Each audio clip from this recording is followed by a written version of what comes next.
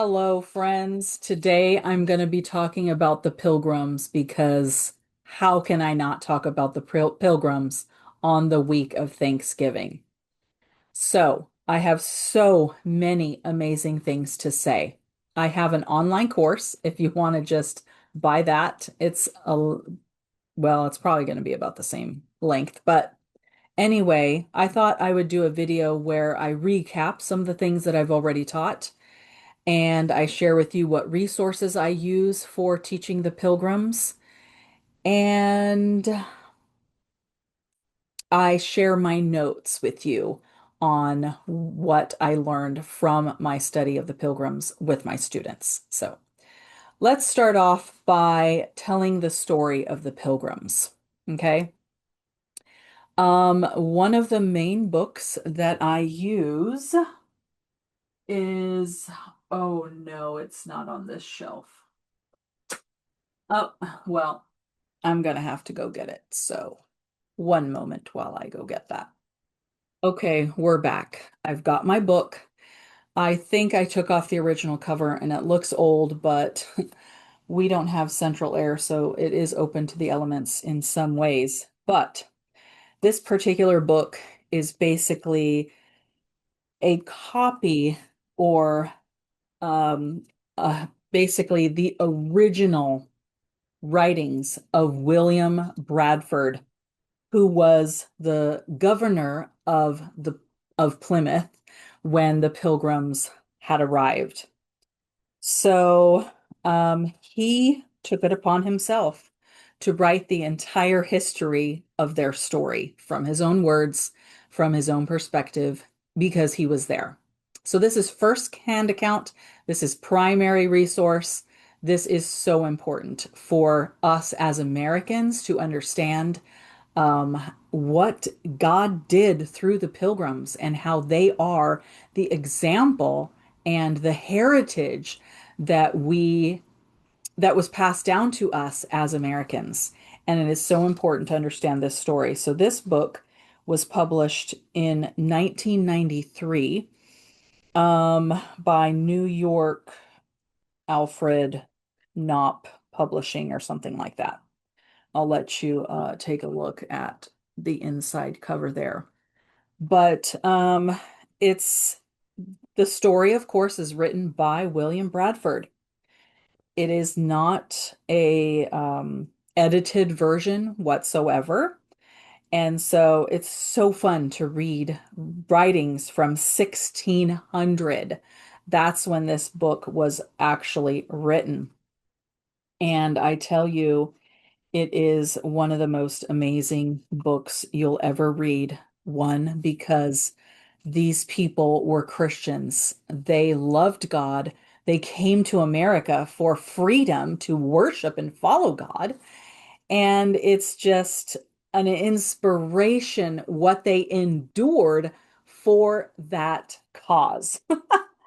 There are many chapters. It spans from, I want to say 1619 or maybe 1618. Actually, maybe before that, because it talks about what led them to leave England and go to Holland, because that was their first stop. They went to Holland before they came to America. They thought they were going to escape persecution in England at that time, but they found their life in Holland wasn't exactly freedom. So let's see, 1550 from 1607. This is when Bradford recounts the history going way back to 1550. So they went to Holland in 1607, I believe, if I don't have all my dates correct, so don't quote me on that. But he talks about what the church was like in England, and I'm going to summarize some of this for you because it's a big study. When I did this study, I did it probably for a year and a half, maybe 2 years.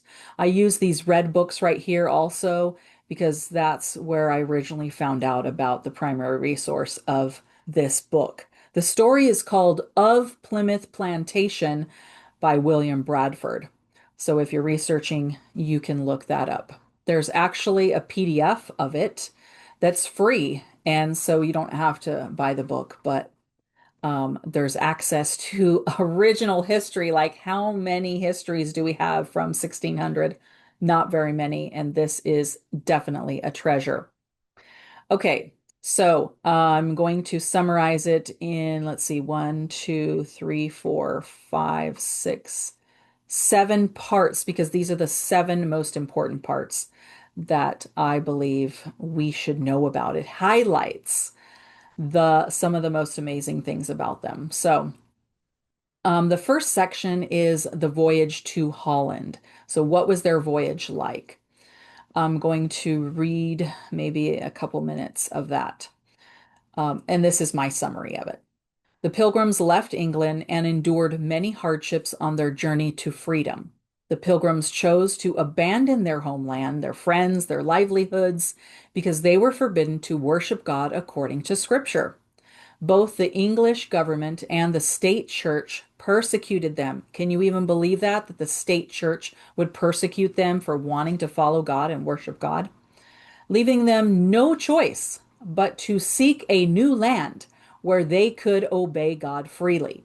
You know, we might be in that place at some point in our own country, and they are our example, our inspiration.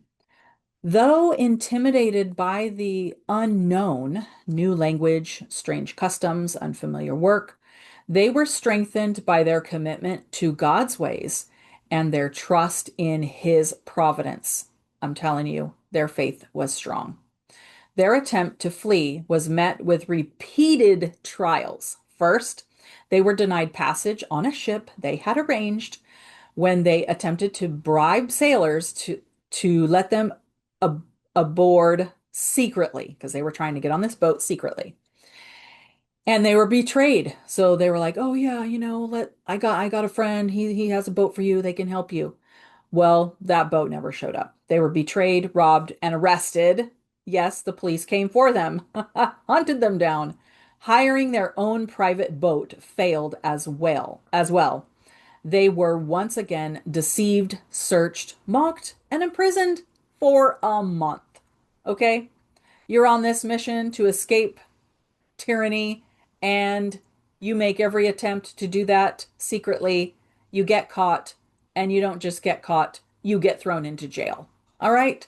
Could this be any worse? What would you do as a Christian if that happened to you today? Crazy. The following spring, they tried a third time, this time working with a Dutch captain who proved more trustworthy. Women and children boarded first, but before the men could join them, armed English authorities arrived to arrest the entire group. In a dramatic twist, the Dutch captain quickly lifted anchor and set sail, with only the women and children aboard, leaving the men heartbroken and helpless on shore. Unbelievable. The very people who want to protect the vulnerable are not there to protect them. What men on in America now would be infuriated by that? Probably all of them, if they have some kind of, you know, masculinity to protect the most vulnerable. Well, the journey to Holland was harrowing. A violent 14-day storm, seriously, 14 days, tossed the ship near Norway with no sun, moon, or stars for navigation. Mariners feared for their lives as seawater rushed over the deck, but the pilgrims prayed fervently, cried out, "Yet, Lord, thou canst save." They're like, "God, are you going to save me here?" Well, God preserved them. The storm calmed and the ship regained stability and they eventually reached safety. Whew, what a day. Well, what a month that would have been. When the scattered families finally reunited in Holland, they rejoiced with deep gratitude, as you could imagine, recognizing God's hand of mercy in every hardship.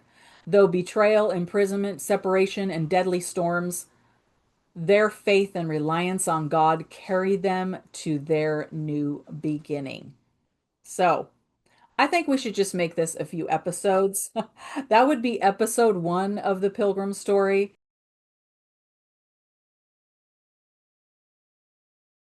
All right, so now we're back for the saga of the Pilgrim Story as you've never heard it before.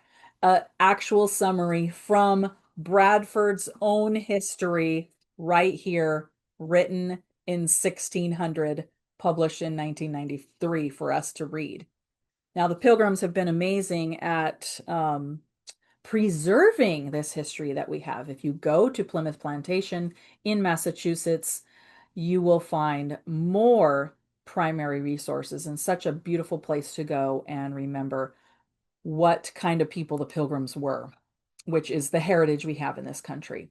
All right, so we move on to the next episode of the Pilgrim's journey. And this time, so they had finally made it to Holland, and they just thought they made it. They were able to worship freely, but no, nope.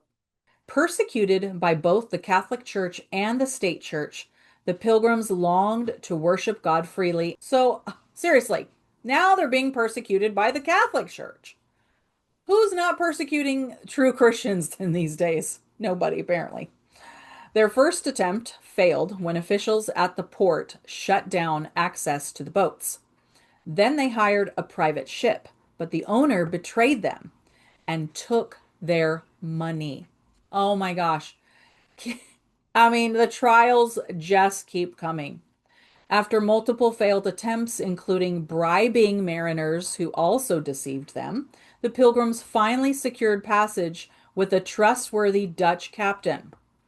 Women and children boarded a day early, but before the men could join them, the government forces arrived to arrest the group. The Dutch captain quickly set sail to protect the passengers, leaving the men behind. Again, I don't know why. Many of those men were captured, there we go, and imprisoned for a month before eventually making their way to Holland. Despite separation, betrayal, legal threats, and spiritual oppression, the Pilgrims persevered. By the next spring, their families were reunited in Holland, where they gathered in unity and gave thanks to God for delivering them through every trial. Now I'm going to go ahead and go to the next episode because that episode was pretty short, but I just needed you to know that it took a while. The men finally caught up with them and they were so thankful. All right, I will continue with really the second part of this entire story, which I think I'm going to do. Actually, I don't know. I'm just being spontaneous here. I was thinking we should split up the voyage to America into two parts, but let's try for one and see what happens. I'll see you in the next video.